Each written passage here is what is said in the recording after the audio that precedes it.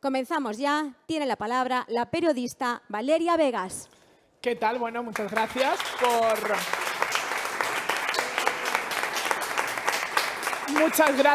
por venir a esta prepresentación del documental Teresi, la fabulación infinita. Una serie documental original de Filmin que se estrenará la última semana de julio en el Atlántida Mallorca Film Fest. Y en septiembre llegará definitivamente a la plataforma para que la disfrutemos. Vamos a ver un fragmento y luego ya nos metemos en situación.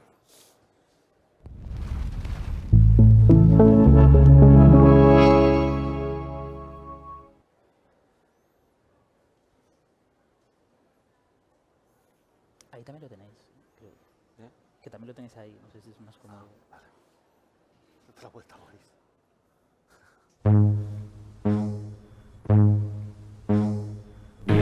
Señoras, señores, como les anunciábamos al principio, tenemos con nosotros a un maravilloso escritor. Un escritor conocido, conocidísimo. El enfant terrible de Cataluña, prácticamente. No sé si se define o se considera a sí mismo egiptólogo. Un heterodoxo total de la vida y del sexo. Terenci Moix. Yo no sé si Terenci Moix tiene previsto contarnos esta noche muchas mentiras. Bueno, las necesarias para entretener. A Terence hay que tomárselo en serio lo justo y hay que saber cuando va de verdad y cuando va de tomarte el pelo y divertirse. ¿Es usted un vanidoso? Pienso que teniendo en cuenta que soy la persona más adorable que conozco, que reúno en mí todos los dones de la naturaleza, que no se puede ser más inteligente, más encantador, más simpático y más mono, pues encuentro que, no sé, que soy muy poco vanidoso. Él era el centro del grupo que cenaba con él y como era un gran fabulador y hablaba muy bien y era divertido, claro, todo el mundo le prestaba atención. Consigue con facilidad ser el ombligo y protagonista de las reuniones a las que acude. Así no voy. Terenci quería ser absolutamente popular. Amaba muchísimo la popularidad. Él no aspiraba a ser el número uno de Cataluña. Aspiraba a ser el número uno español y americano y de todo. Y triunfó en la televisión. Las señoras lo adoraban. Terenci Moix.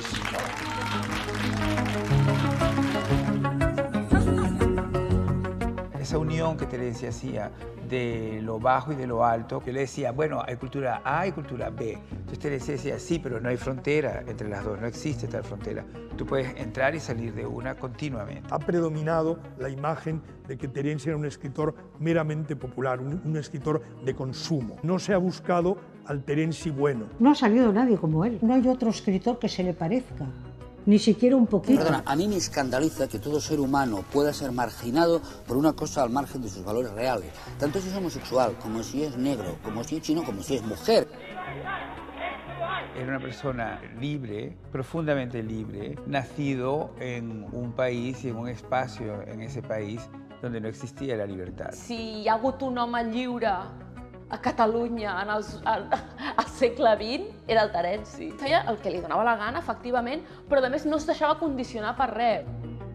Era un fantástico sentido de la vida como una gran escenografía. ¿Qué mérito tiene vivir la vida si no vas a convertirla en algo extraordinario, en algo que roce la ficción, en algo que roce lo insòlito, lo inaudito? Potser ell sabia viure i som nosaltres els que ens estem informant en massa poc, no? 1, 2, 3, 4. Terenci siempre me decía, uno puede ser un escritor en cualquier momento de su vida, pero solo tienes un momento para ser una superestrella. Bueno.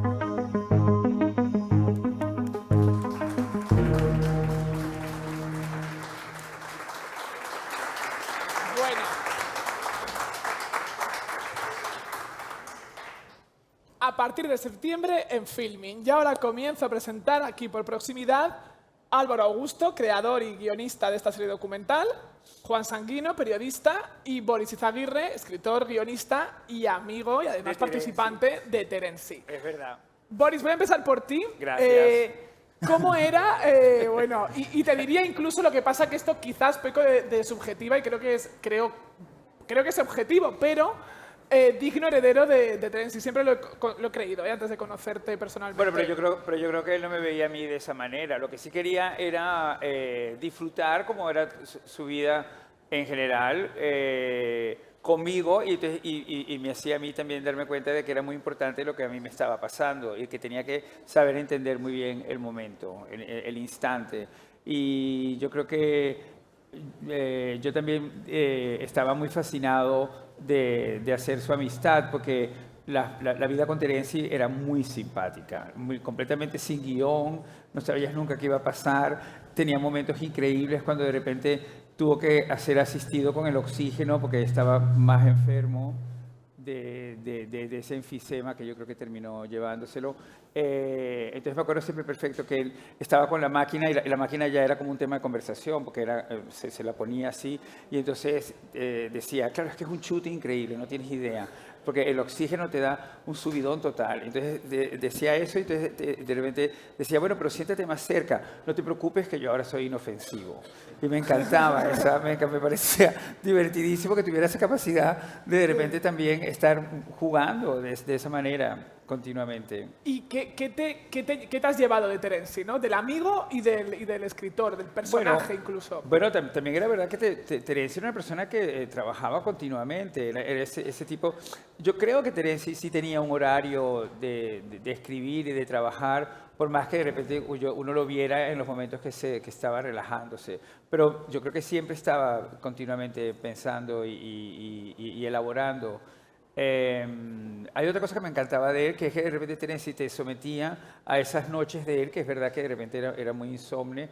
Entonces era ver películas, pero no veías la película nunca entera. Lo que veías eran los créditos iniciales, porque decía, lo mejor de una película son los créditos iniciales. Es lo más importante. A veces entonces es verdad, según qué película. Pero yo al final te convencía y tenía razón. Entonces de repente veíamos, pues no sé, los créditos de Sweet Charity o de hasta Lo que el viento se llevó o cualquier película que te pasara por la cabeza, de repente Johnny Guitar, todo. Entonces decía, okay, trata igual, las películas son muy distintas, pero los créditos son igual de atrapadores, ¿entiendes? Y de apasionantes. Entonces iba intercambiando y poniendo y todo, y siempre tenía un lío con los mandos, que era como una cosa increíble, porque de repente te das cuenta que realmente era una persona analógica, ¿no? Y ahí fue cuando yo me di cuenta que realmente lo de ser analógico era como que impedía la tecnología. Cuando él era totalmente pro tecnología, así descubrió el Photoshop, que fue algo increíble porque Terenci practicaba Photoshop sobre cosas que ya eran Photoshop, ¿entiendes? Entonces era así como una especie de posmodernismo del Photoshop y era algo increíble. Entonces era también muy fascinante porque de repente tú pensabas, bueno, es verdad que van pasando las horas y son las 1 de la mañana, son las 2, las 3 y aquí estamos en lo mismo poniéndole un tono de piel más impresionante a Judy Garland porque él decía, es que le hace mucha falta a Judy sobre todo porque iba muy cansadita a los rodajes. Y entonces muy increíble. Y entonces eso le volvía loco y era muy simpático. Y luego después ibas a comer con él al restaurante que estaba al lado de su casa, el Cosmopolitan se llamaba, que tenía unos camareros que eran como escogidos con una corriente muy gay de ese momento. Eran como unos camareros musculocas. Entonces ya eran temas de conversación, porque Terenci decía, ¿cómo es tu relación con las musculocas? Yo le decía, fatal, porque las musculocas solo se quieren a sí mismas. Entonces me dijo, bueno, nos pasa mucho a todos. Los divos también solamente sabemos querernos a nosotros mismos. Le dije, sí, pero las musculocas no tienen nuestra inteligencia. Entonces me dijo, pero no vayas a decir eso en público porque son muy agresivas. Y era muy divertido. Lo que pasa que intuyo que él los vería con ojos de peplum. Los imaginaría como gladiadores y entonces por eso les daba el visto bueno. Y tú los veías con ojos de usuario de discoteca. Él me regaló a mí 2 libros increíbles. Uno, un libro fantástico que es sobre la filmación de todo All About Eve, que se hizo cuando All About Eve cumplió 50 años, Ajá. que fue en el año 2001. Y luego otro increíble, una colección impresionante de películas peplum. Y ese sí me lo autografió. Ah, qué y maravilla. también es verdad que nos dedicó a Rubén y a mí su libro de las estrellas de Hollywood de los años 50, que está dedicado a nosotros dos. Es verdad. Pero en ese intercambio, la verdad que era muy sensacional. Pero yo siempre pienso que yo no creo que Terence estuviera educándome para ser su heredero. Simplemente estaba haciendo una cosa que en su generación era muy importante y que yo creo que se ha perdido, que era compartir. Compartir lo vivido, compartir lo experimentado, compartir lo leído, compartir lo visto, compartir lo sentido. Y yo creo que personas como él, al haberse marchado, al final yo creo que estaban muy empeñados en dejar esa historia oral, por decirlo de alguna manera, en una persona que también lo continuara. Y yo creo que eso es lo que yo debería hacer. Y en ese sentido sí me consideraría su heredero. No escribiendo, pero sí en transmitir esa necesidad de que no te puedes quedar con lo tuyo para ti, ¿entiendes? Tienes que realmente compartirlo, porque es importante que se mantenga. Luego apuntaré otra cosa en la que yo personalmente creo que también eres su heredero en otro aspecto.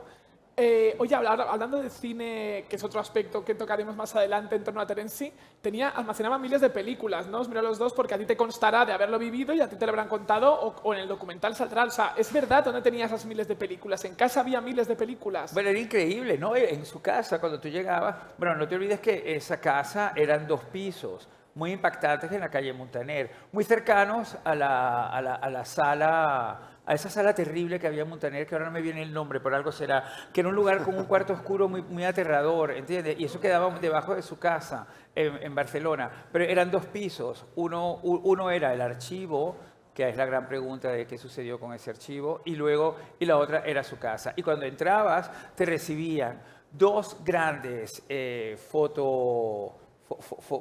fotoimágenes enormes, sí. 2 casi esculturas de Marlene Dietrich y Mae West, que era increíble. Era increíble porque eso era Terence. Entonces, claro, y él te las presentaba.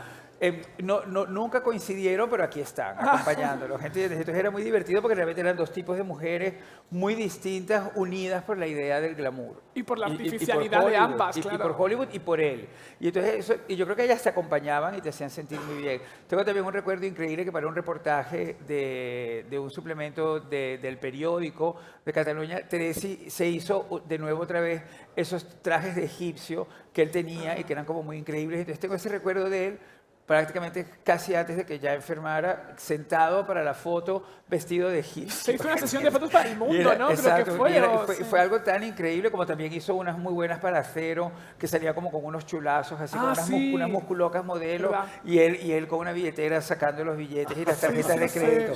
Muy divertido. Es que realmente en ese sentido era absolutamente inaudito y era una locura, un placer, porque no paraba. Este tipo de locura permanente por minutos no tenía fin, y eso era fascinante con él. Juan, ¿cómo descubres tú a Terence? Pues Terence Moix, claro, yo pensaba que se pronunciaba Terence Moi cuando lo leía. Le hubiera encantado, ¿no? Le hubiera encantado Terence Moi. Yo tenía 10 años y recuerdo perfectamente la primera vez que leí algo de él, que eran unos fascículos que hacían como de Planeta Agostini, de estos de grandes clásicos del cine. Y venía el primer número, Hilda y Rebelde sin causa. Entonces, con la película, en plan, por 1995 pesetas, y con la película te venía un fasciculito sobre Rita Hayworth y otro sobre James Dean. Entonces fue la primera vez, yo tenía 10 años, y recuerdo perfectamente que la forma en la que él hablaba sobre las estrellas de Hollywood y sobre el cine no tenía nada que ver con lo que yo estaba acostumbrado a leer, pues a lo mejor en El País Semanal o en Fotogramas, etcétera, que era una sensibilidad muy distinta. Y me lo leía y me lo releía sin parar, y recuerdo cómo la historia de Rita Hayworth, que es un melodrama súper trágico, acababa con ella muriendo de Alzheimer sin recordar quién era, y decía Terence, pero las revistas de todo el mundo le hicieron el mejor homenaje que le podían hacer. Desempolvaron sus fotos más rutilantes cuando todavía sabía quién era, Rita Hayworth. Es que me acuerdo perfectamente porque a mí esa frase me parecía como fijaros, no muy estoy de acuerdo, épica. es que la prosa de Terence sigue vigente, Claro, más allá de palabras que claro. serían por gusto personal, Sí. y él sabía que era consciente incluso- de que sabían que eran desuso, pero es que sigues leyendo y Sí, dices, es que tiene claro. un lenguaje Sí. de calle constante y bien escrito, que sigue siendo muy actual. Yo eso lo veo mucho porque ahora se utiliza mucho la palabra legado en Twitter y el legado yo creo que es distinto al impacto o a la influencia. Terence evidentemente tuvo mucho impacto en su momento, tuvo mucha influencia en su madurez y después de su muerte ha tenido mucho legado porque hay figuras culturales que influyen en la cultura incluso entre gente que no sabe quiénes son. Es decir, el estilo de Terence a la hora de escribir y a la hora de percibir la vida a través del cine, la sensibilidad con la que él hablaba de las estrellas de cine, la mitomanía con la que él siempre escribía, es una cosa muy millennial. Y el titular un libro biográfico, El día que murió Marilyn, conecta mucho con esta actitud tan millennial ahora de que todo lo percibes a través de la cultura popular. Claro. Y de que toda tu vida la construyes no solamente como una película, sino a través de los hitos del artista que te gustaba, el cantante, la tele que estabas viendo en ese momento. Y eso lo hacía Terence en los 60, que además él escribió, uno de sus primeros libros era una introducción a la historia del cine, que firmó como Ramón Moix, su verdadero nombre, antes de que otro Ramón Moix le amenazara para que se cambiara el nombre. Y fue muy impactante entre los círculos cinematográficos porque él hablaba de la historia del cine no desde el intelecto, como era lo habitual en los años 50-60, sino desde la sensibilidad, desde el sentimiento, desde el niño que ve el cine en la butaca. Y eso está hoy en todas partes, incluso entre chavales de 25 años que son fans de Dua Lipa y que no saben quién es Terence Moix. Y me encanta que este documental exista para que realmente la gente entienda, la gente joven entienda de dónde viene todo esto.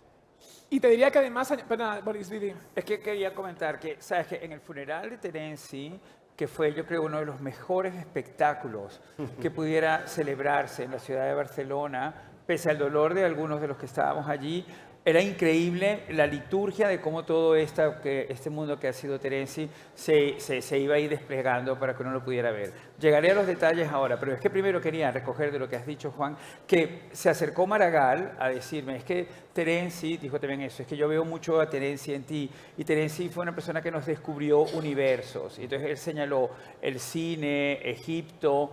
Y yo ahora que te estaba oyendo estaba pensando también la celebridad, claro. Porque la idea de la celebridad, que es una cosa que nos une a su generación, a la tuya y a la mía completamente, Terence permitió volcar todo eso, ¿entiendes? Enseñarnos un poco los instrumentos para poder detectar la importancia de asumir la celebridad y la cultura popular, claro, como tu verdadera expresión individual y también de búsqueda de libertad y de identidad.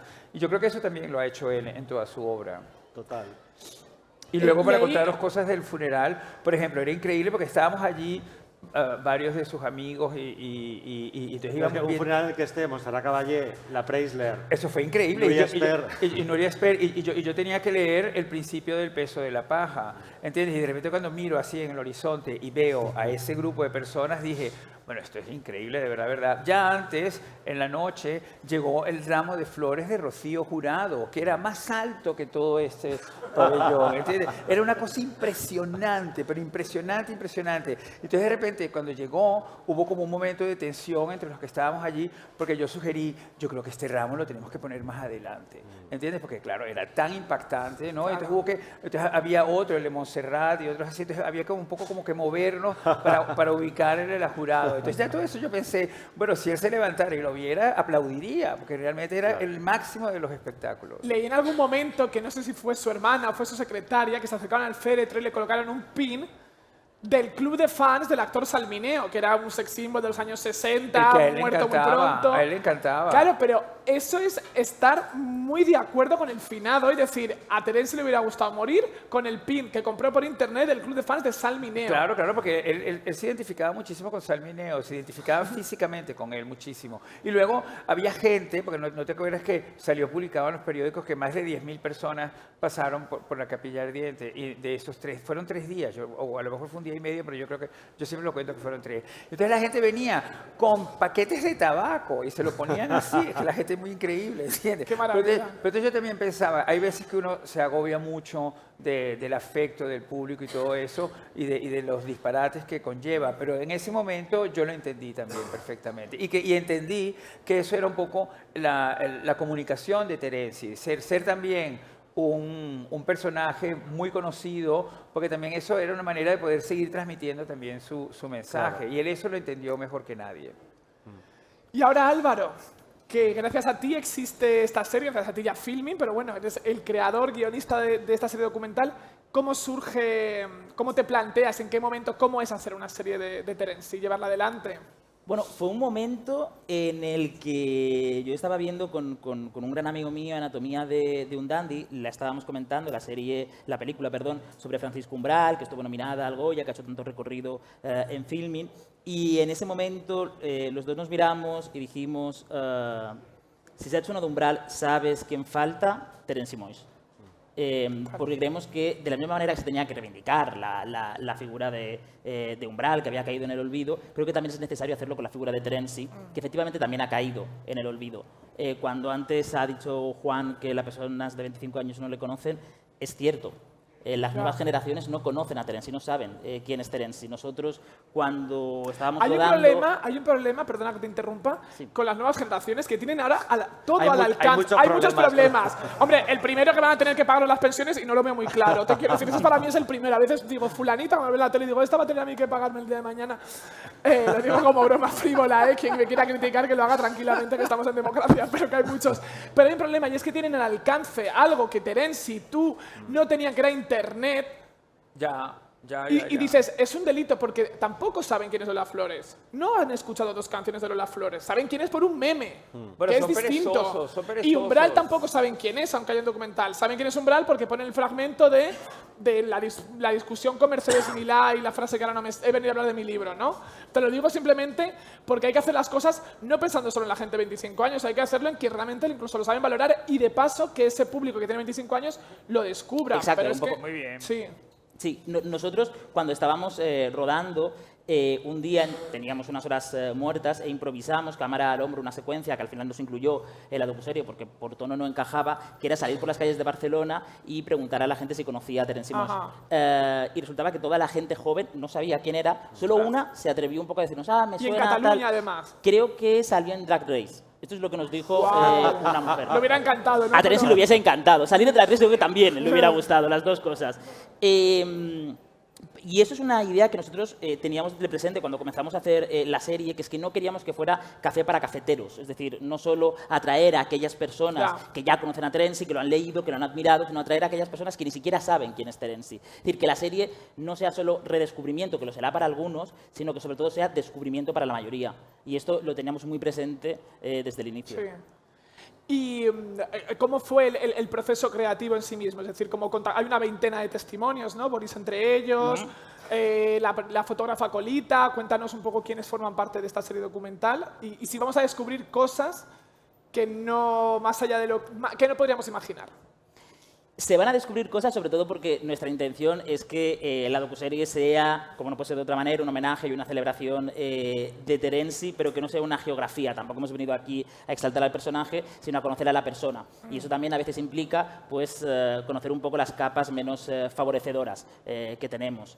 En cuanto a cómo fue el proceso creativo, pues como bien has dicho, fue una veintena de entrevistas, todas dadas con mucha generosidad, aportando incluso material que tenían de Terence. Y fue un proceso largo, llevamos casi 2 años, con un desarrollo que duró varios meses, de mucha revisión de material de archivo, de muchas lecturas, de intentar conocer minuciosamente la vida de Terence, de entrevistas pues, con la secretaria, con la cuñada, que ahora mismo tiene los derechos editoriales, que era la antigua pareja de Ana María Moix, e intentar encajar todas esas piezas para componer un puzzle muy complejo, muy contradictorio y muy poliédrico, Claro. que es Terence. Qué interesante, porque es un elenco muy increíble, ¿no? Haberlo reunido así. Yo hace años que no veo a Inés y me siento siempre fatal, porque la verdad que yo creo que Inés, tengo la sensación de que Terence le dijo, vaya mal plan que te estoy dejando, ¿no? Porque se iba a marchar y ellos eran prácticamente una pareja, trabajaban juntos continuamente. Y es verdad que los amigos de Terence, yo creo que nos hemos portado muy mal con ella, porque no hicimos un gesto importante De continuidad, ¿no? de continuidad. Y también todo se convirtió en muy complicado porque toda la historia del archivo también influyó mucho en que eso se volviera bastante marrón. Pero bueno, me parece importante lo que has nombrado de poder intentar localizarlos, porque toda esa parte también es atractiva de saber, ¿no? Porque es ese Terenzi que realmente no veías, no lo veías en la televisión, lo veías si tenías el acceso a esa casa. Yo iba a decir, retomando un poco el hilo de lo que también decía Juan, hablando de que los millennials no saben que al final Terenzi fue un pionero de muchas de las cosas que nosotros hacemos. Yo creo que para entender el personaje de Terenzi nos tenemos que remontar a la Barcelona de la posguerra, gris y pobre, y la de un niño que entra en una sala de cine, ve la gran pantalla y dice: yo quiero vivir esto, lo que me interesa a mí está aquí, no está fuera. Fuera hay aburrimiento y solo hay dolor. En la gran pantalla también puede haber dolor, pero el dolor en la gran pantalla es glamuroso, tiene clímax, hay catarsis. En la vida real el dolor es muy miserable y no suele haber terceros actos que curen nuestras heridas. Entonces, en ese momento Terenzi decide vivir más en la ficción que en la vida real, por así decirlo, ¿no? Convertir la vida casi en una película. Y esto, saltando un poco en el tiempo, es lo que hacemos todos nosotros en las redes sociales. Queremos ser o aparentar ser más guapos de lo que somos, más inteligentes, más brillantes, proyectar una vida que sea más fascinante.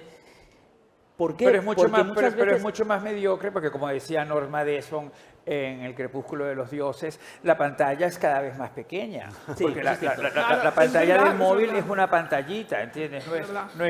Son las películas las que se han hecho pero más al final pequeñas. el impulso de por qué lo hacemos es el mismo, y es porque a veces la vida nos parece insuficiente y por eso el auxilio y la compañía de la ficción y del arte. Y Terenzi fue una persona que lo mezcló todo, mezcló ficción y realidad, mezcló vida y arte, mezcló carne y máscara, renegó de su nombre original. Cultura B, que era su frase. Renegó de su nombre original, que era Ramón, adoptó uno mucho más novelesco, mucho más atractivo, como era el de Terenzi. Esto en Norteamérica ya lo estaba haciendo Andy Warhol, pero aquí en España nadie, absolutamente nadie, con la probable excepción de Sara Montiel, lo había hecho antes que él.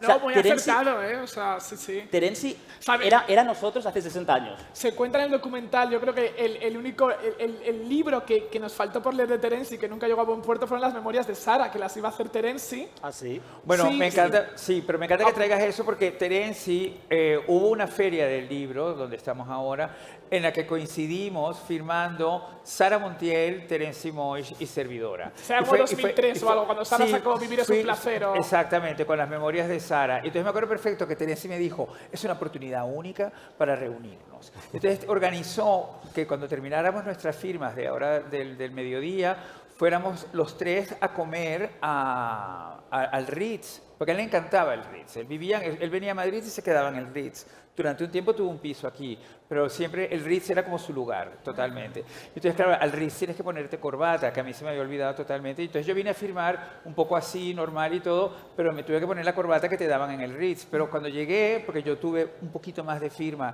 que ellos dos, siempre hay que decir...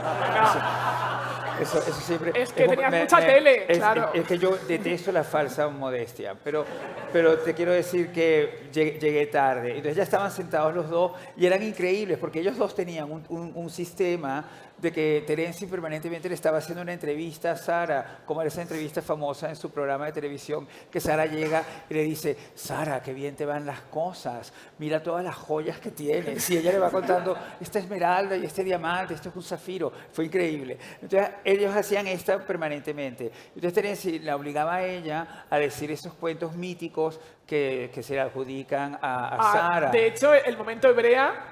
El momento hebrea, que cantas hebrea, que es el mejor cuento, que de repente ella está casada con Anthony Mien en mi casa de Hollywood y de repente está la criada. Escuchad esto, si no lo sabéis, porque es una de las fantasías de Sara más maravillosas. Está puliendo la escalera de la casa y yo desde el piso superior la escucho cantar.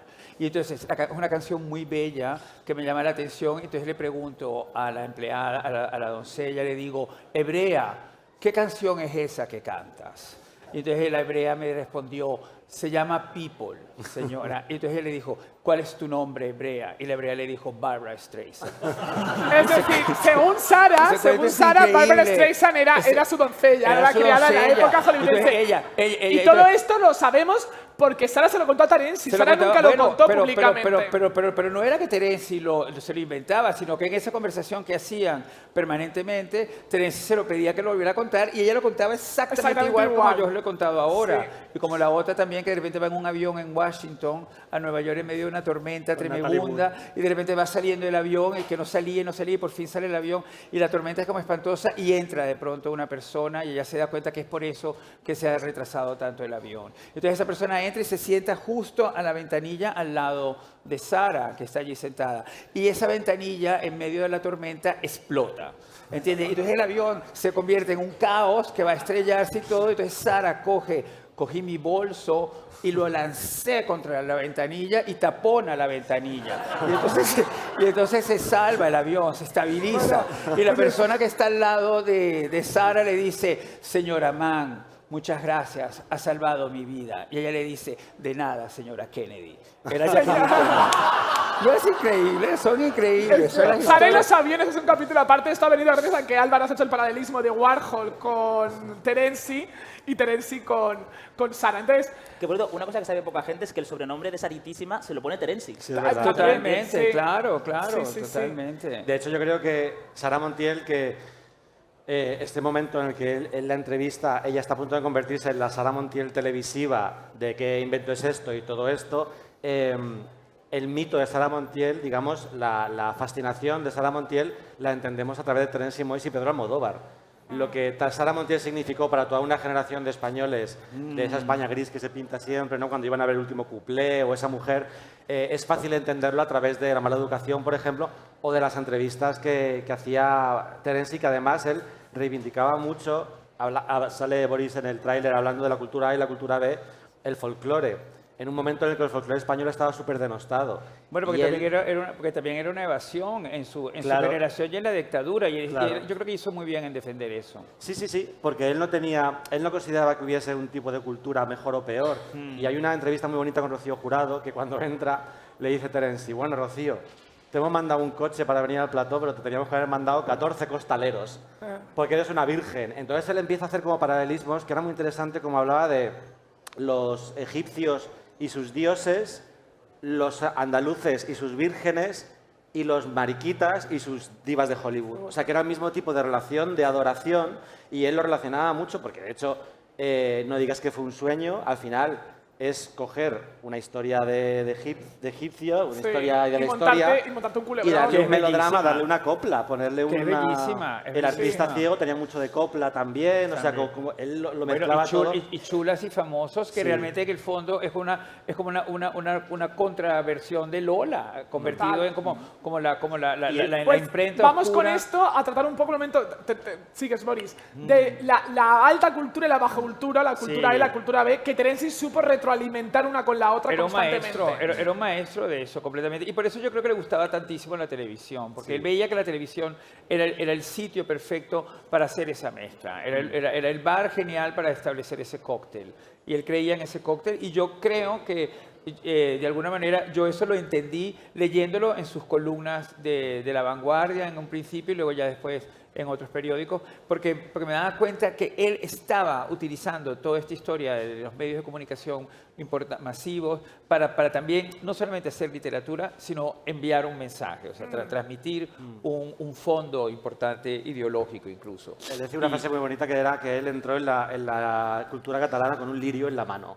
En plan, dijo, yo voy a iluminar esto que es un desván que está lleno de telarañas, y es muy bonito que él entendía el espectáculo de la tele cuando él sale en el 1, 2, 3 con Maciel, que sale ya cantando Tengo 3 maridos, y sale el vestido de romano, de egipcio, y él tenía mucho sentido del espectáculo, que en ese sentido Boris también es súper heredero. Por eso decía antes que tienes algo más de que es el sentido del espectáculo. Sabía que ibas a decir eso. Sabía que ibas por ahí, porque además es un momento en el que la televisión lo permite, es un momento en el que la televisión en el prime time te puede sacar a Antonio Gala, a Umbral, a Camilo José Cela, que había intelectuales en la televisión. Y era un momento, por eso Boris es digno de en ese aspecto también, en el que los escritores no tenían complejos, o por lo menos tenían cierta seguridad en sí mismos y entendían la tele como un vehículo más de comunicación o de poder contar algo.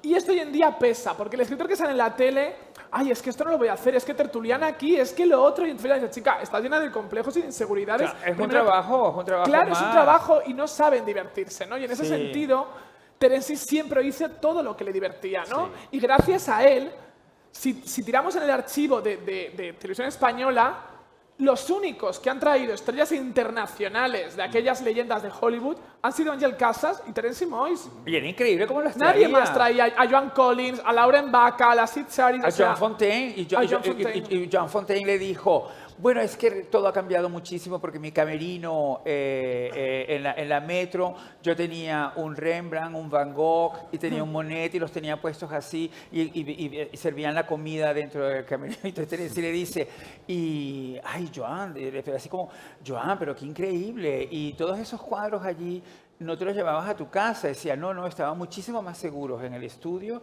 que en mi casa o en cualquier banco. Entonces, tú imagínate esa conversación, ¿cómo te la vas a Y imaginar? además ¿Qué ese puede programa que suceder? era Joan Fontaine y Charo López. Porque Por él ejemplo, hacía Claro, Lauren hacía una Bacall española y con Miguel una- Bosé. Siempre tenía uno y uno y era muy bonito realmente porque él siempre ponía... Tuve una entrevista muy bonita con Amparo Ribelles y él ponía a Amparo Ribelles o a Sara Montiel al nivel de las estrellas de Hollywood. Claro, realmente. porque lo eran para él también, Claro. porque él había sido espectador y creía muchísimo en eso. Bueno, también en realidad que la gente tenga estos problemas con la televisión hoy día, cuando la televisión lo que te da es tantísima seguridad. Mira cómo estamos sentados acá. Yo no me he referido a vosotros en ningún momento porque me encanta este plano y porque creo que me queda muchísimo mejor sentado de esta forma. Sí. Y esta seguridad es...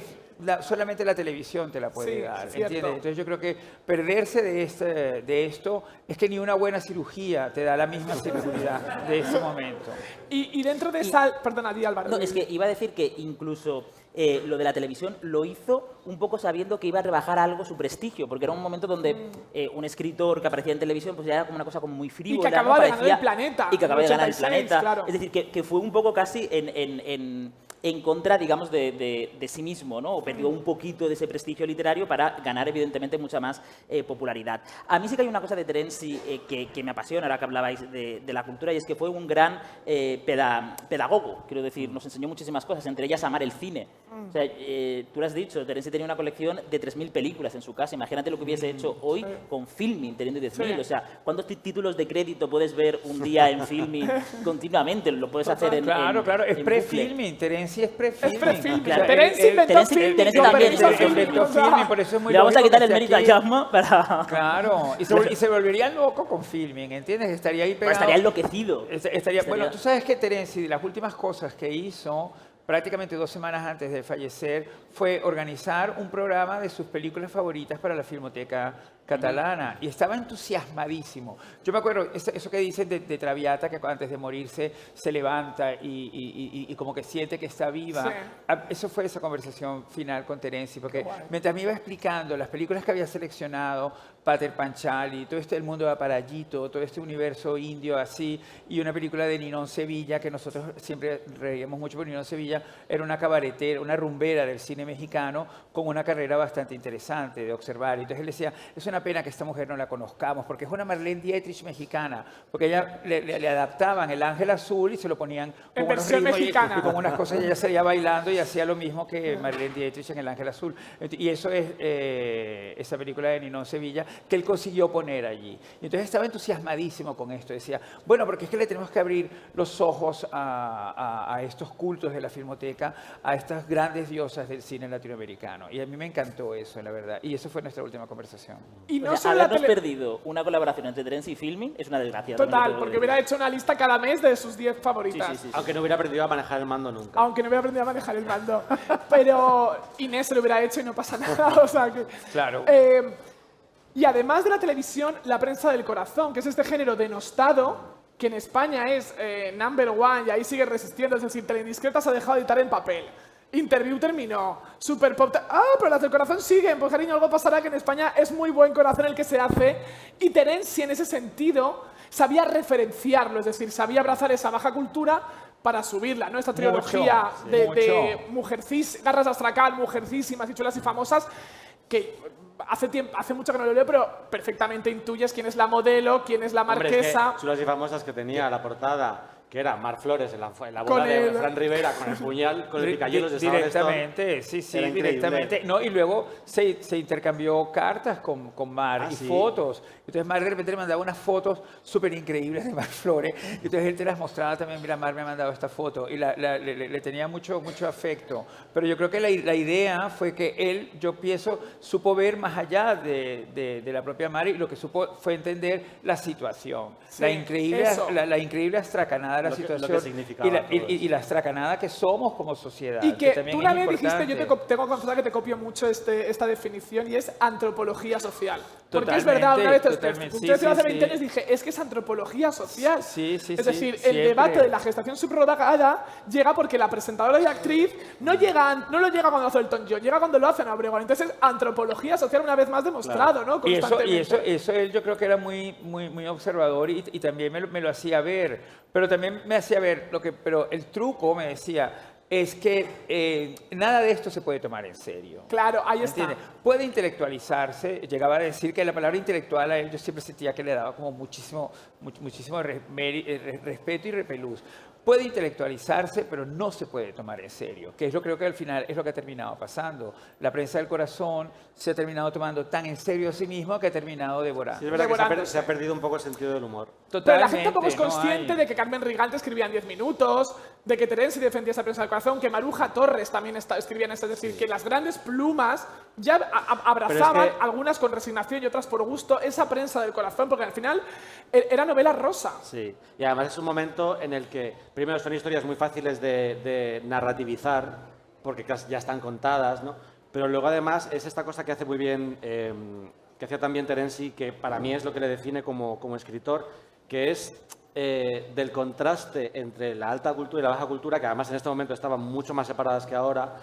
De esa tensión era de donde él sacaba el oro y escribía Claro. cosas que no podía hacer. Él, por ejemplo, cuando en El peso de la paja habla de la calle, que olía a pis, que luego también me recordó cuando en Dolor y Gloria el monólogo de ver películas, ver Esplendor en la hierba con el olor a pis porque la gente meaba Sí. en los... Teresi contaba que en la calle él iba al cine y que olía a pis, pero lo cuenta de una manera que parece que está contando una ópera. Que te O sea, encantaba, bueno, el principio ese del peso de la paja, que cuando yo lo estaba leyendo ahí, de repente habla de esa cosa, de los olores, de cierta supervulgaridad que podría ser como un poco tremendo decirlo delante de Preisler y de Montserrat Caballé ahí sentada. Pero una vez leído, yo me di cuenta que en una vez más el mensaje Claro. superaba todas esas cosas. Era súper evocador y al final era interesante porque son cosas a lo mejor irreconciliables. En plan, él tenía una concepción muy poética del sexo. Más sensual, yo no sé en persona, pero en el libro, cuando él habla, cuando él se va a Roma y descubre el sexo, siempre Sí. descubre el sexo imaginándose que... Y lo tuvo con Pasolini, que eso lo cuenta que en se sus acuesta con- memorias, es verdad, Claro. que eso fue muy tremendo. Ese encuentro es como realmente extraordinario. Yo creo que es uno de los grandes encuentros del mundo occidental. Es como de nuevo Cleopatra y Marco Antonio. O sea, Terenzi y Pasolini follando, yo creo que es algo increíble. O sea, No digas eso que como es suena. algo sensacional de lo que deberíamos hablar continuamente.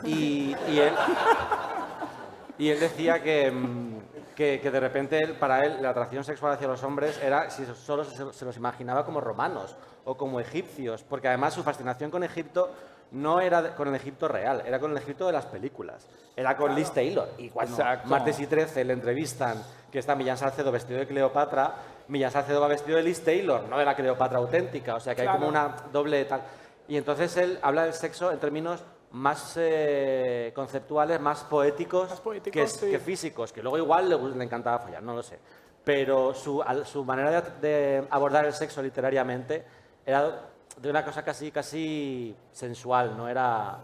Y eso, no era cerdo. Y eso se vincula mucho con lo que decías de el niño que ve la gran pantalla y decide que es mucho más interesante lo que sucede allí que lo que sucede en la vida real. No le interesa tanto la carne, sino un poco la fotocopia de esa carne. Claro. Bueno, es que desde luego la llegada de la Cleopatra de Liz Taylor a Roma es preferible verla así que imaginártela ahora en ese documental que están poniendo en Netflix Ya. que te dicen en plan que olía fatal, que me dio exacto. 1,5 metros. Pero no, tú tienes que creerte la de Hollywood. ¿entiendes? Claro. Que eso es también una potencia del mensaje Claro. de Terenzi. Es mejor en la irrealidad que estar en la realidad directamente. Pero luego tú sabes que el último de los inmortales del cine de Terenzi es la década de los años 60, que es curiosísimo porque es su década, realmente es la década en la que él se hace hombre, adulto, escritor, explota. Entonces, y esa fue la última de sus revisiones, porque coincidió con su muerte. Entonces, luchando muchísimo con esa debilísima salud, para terminarlo, en un momento determinado él dice, es que yo creo que me encantaría que presentara el libro Liz Taylor. Y entonces fue increíble, porque todos estábamos allí como pensando, bueno, es un delirio, pero bueno, es su delirio.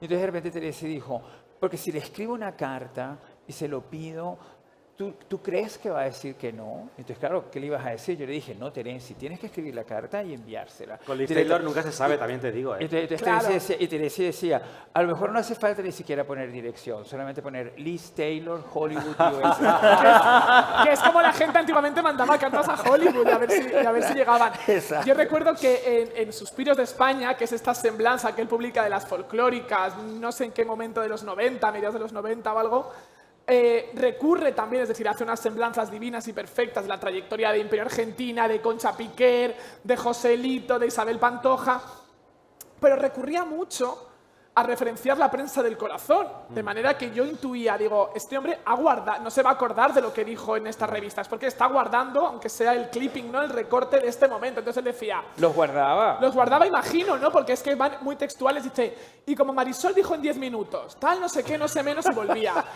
Lilian de Félix, que se desnudó en la revista Party. Yo soy consciente porque soy una loca del coleccionismo, pero tú tienes que haber guardado el número de Party, de que era una revista de mariconeo de los años 70, camuflada con destape, para que sepas que Lilian de Félix, que es una cupletista, que ya cuando él lo publica, la pobre Lilian está olvidada, como para apuntar esos datos que van más allá de lo biográfico, ¿no? Es casi dato de coleccionista. Hombre, claro. Y en ese libro hay una cosa que me encanta. Él las deja a todas las folclóricas las deja estupendamente. Claro, como pero si el capítulo de Marujita, Photoshop. hostia, le da un batiburrillo que solo termina diciendo, en resumidas cuentas, Marujita era de baratillo. Que me encanta, pero tal cual, todo el rato diciendo, quería ser Sara, pero no era Sara, quería ser esta, la que la deja por los suelos. Es que probablemente detectó que Marujita realmente no era buena persona. Claro.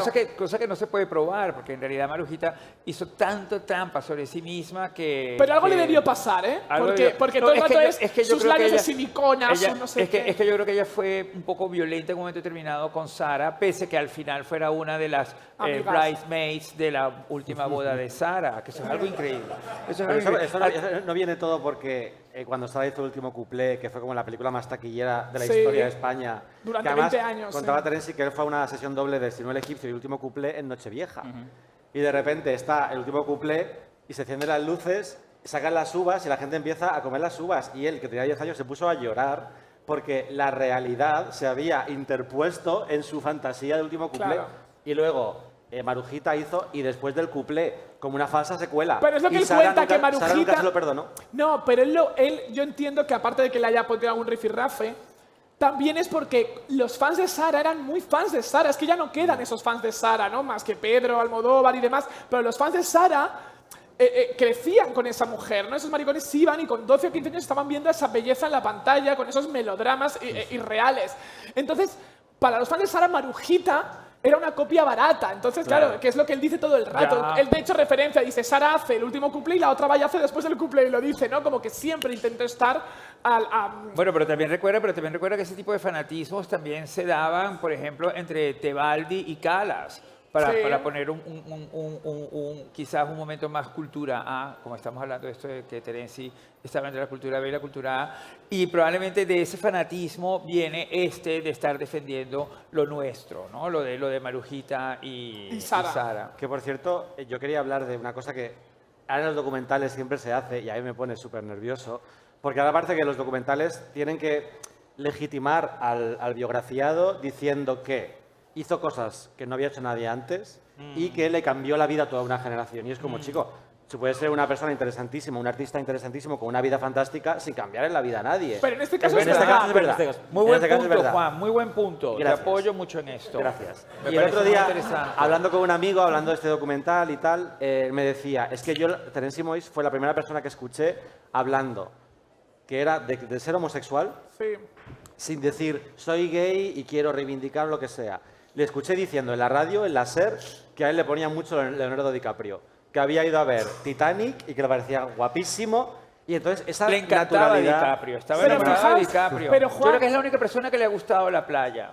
Porque no sabes cómo era. Con la playa, cuando salió la playa, bueno, Terence iba como loco. Es que es increíble, es increíble. Yo le decía, pero Terence, es que pasa muchísimo tiempo hasta que aparece, le decía yo. Pero da igual, da igual. Y luego era como muy New Age, así como muy... Era que es una película absurda. La playa es una película tan absurda como esa que hizo Angelina Jolie, que va todo el tiempo sola en Venecia, que es una película que no sabes ni de qué va, ¿entiendes? Y entonces la playa era así. Yo le decía, es una mala película. Terence me decía, no puedes decir eso.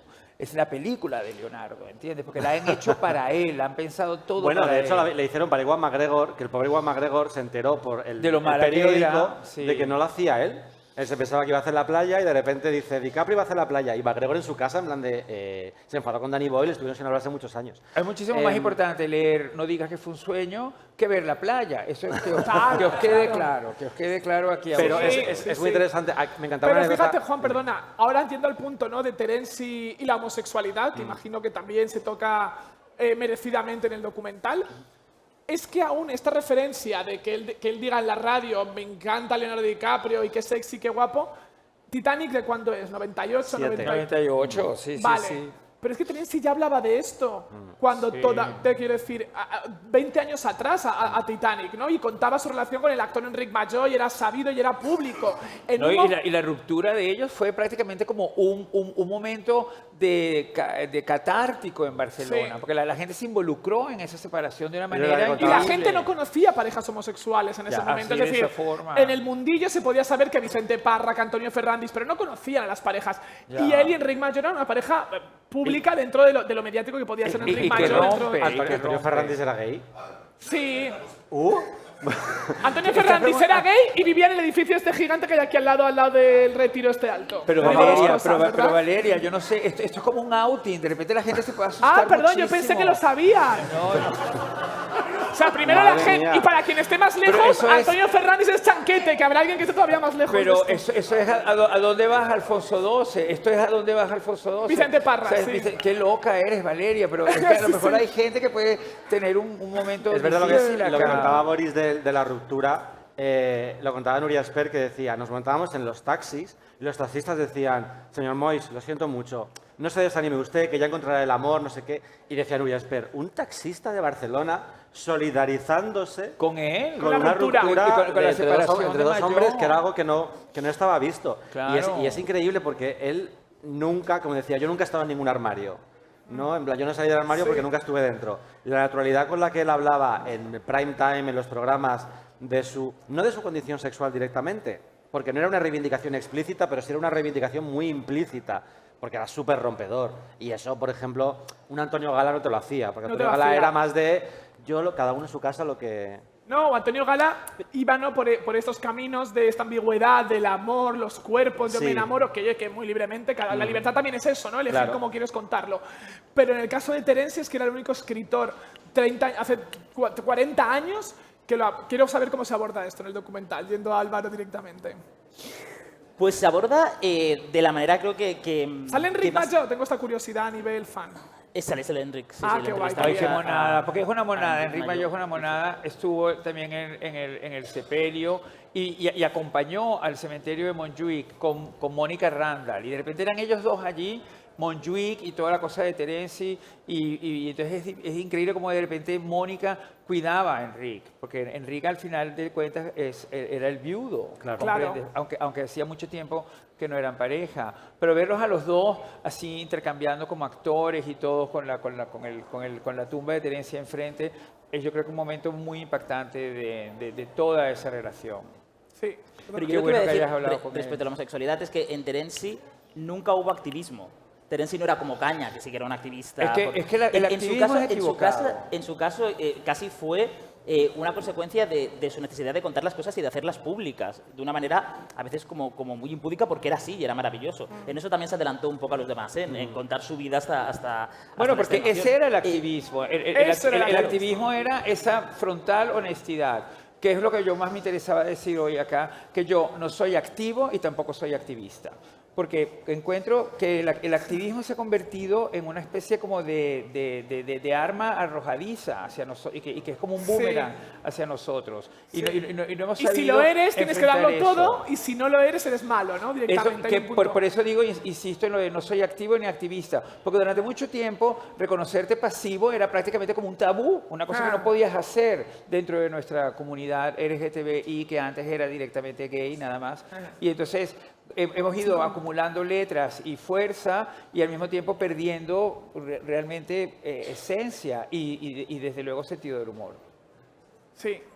Y ahora ibas a decir, querías apuntar algo más en torno a ese no activismo de Terenzi, que era a la vez un activismo... No, iba a apuntar que precisamente fue su necesidad de hacer público todo lo que le pasaba, lo que al final sí consiguió normalizar en España lo que era una ruptura de dos personas del mismo sexo. Él cuando sale en el 84 y escribe a doble página en El País, a Enric Mayó, llamándole amant de sarnoso y no sé cuántas cosas más, o cuando sale en televisión española prácticamente con ansiolíticos, diciendo que la han dejado y que ya no va a volver a creer en el amor. Todo esto es verdad que para Enric evidentemente destroza su vida, por así decirlo, pero sí que normaliza que existen relaciones de dos personas del mismo sexo dentro de lo que era el imaginario de la sociedad de la época. Pero esto fue una consecuencia que no era buscada. Y ya nos queda un punto que me gustaría tocar, que realmente lo hemos tocado de manera... cuando hemos tocado la cultura A y esa cultura B, pero adentrándonos en la mitomanía. ¿Sería Terenzi quien era sin la mitomanía? Porque en el fondo su obra, sea desde la egiptología o sea desde las estrellas de cine, siempre era la mitomanía lo que le arrastraba a escribir, a crear o a dirigir un programa, ¿no? Y la referencia, la idea de la referencia, que es yo creo que el principio de toda la historia. Él considera que él también es una referencia en un momento determinado y se dispone a compartir toda la cultura de esa referencia, que es lo que yo creo que yo he absorbido de él completamente y que me parece que es mi deber seguir transmitiendo. No puedes negar a las referencias, ni tampoco puedes negar lo que les debes a ellas, ni lo importante que es que las tengas. Incluso él mismo era mitómano, o sea, él se construyó cierto mito alrededor de sí mismo, cierto personaje desde el cambio de nombre, que a veces decía que era por el esclavo Terencio, que luego se hizo poeta, y a veces decía que era por Terence Stamp, porque a él le gustaba mucho Terence Stamp y soñaba con ser como él. Se parecían mucho al final. Si te pones a ver Terence en ese momento, al momento determinado que de verdad se parece a Terence Stamp, que es monísimo, pero Terence tenía un momento mono. Y todo este tema de la mitomanía realmente conecta mucho con la idea de cómo las estrellas de Hollywood son los nuevos dioses, ¿no? Y cómo, en cierto sentido, la cultura popular viene a reemplazar, o la cultura B, como decía él, viene a reemplazar a la religión. En plan, la gente ya no se reúne en las iglesias, sino que se reúne en los cines, en los teatros, en los conciertos. La gente no habla de Dios en su tiempo libre, ni de los valores, sino que hablan de las películas y de la tele. Y recortamos fotos como si fueran estampitas de santos. De hecho, todo el vocabulario de las estrellas de Hollywood, en plan, ídolos, mitos, leyendas, siempre tiene esta cosa como si fueran deidades. Y él las veía así, porque a él justo no le interesaba particularmente las miserias. O sea, él, si hablaba sobre las miserias de una estrella de Hollywood, siempre las romantizaba y las poetizaba. Él nunca buscaba vulgarizar a las estrellas de Hollywood, todo lo contrario. Nunca. Y lo hizo en un momento... y había algo importante que era una mitomanía por agradecimiento. Total. Es decir, una persona que, sobre todo cuando era joven, era infeliz, estaba muy acomplejado, muy rechazado y que de pronto el cine fue su refugio, ¿cómo no va a sentir devoción, no sé, con Liv Taylor o con Ingrid Bergman si le habían aportado la felicidad que precisamente no tenía en su vida? Que de hecho es una postura también muy millennial, lo de pequeño no tenía amigos y el cine me salvó, la música me salvó, la tele me salvó, y él tenía una frase que era literalmente: yo de pequeño no tenía nada en absoluto, no tenía amigos, no tenía nada. El cine era lo único que tenía. Entonces ahí entiendes también por qué él tiene esa relación tan sentimental, como tenemos muchos millennials también, con todo lo que consumía de pequeño. Y luego y lo introduce en su lenguaje, él te lo cuenta con absoluta naturalidad, no te está dando una masterclass de cine. No. A mí me recuerda Viviana Fernández, ¿no? Que es, sabes que es otra gran... A él le encantaba Viviana. Sí, y Viviana es una gran superviviente también gracias al cine, como dice ella, ¿no? De esas sesiones dobles en Tánger, y cuenta ella que tenía estos scrapbooks que se hacía con Brigitte Bardot, Claudia Cardinale, Raquel Welch. Y ambos, a veces cuando ves entrevistas, tanto de Terenzi como de Viviana, de repente te das cuenta que te hablan de una secuencia concreta, como te has hecho ahora mismo con Gloria Swanson, Norma Desmond en El Crepúsculo, ¿no?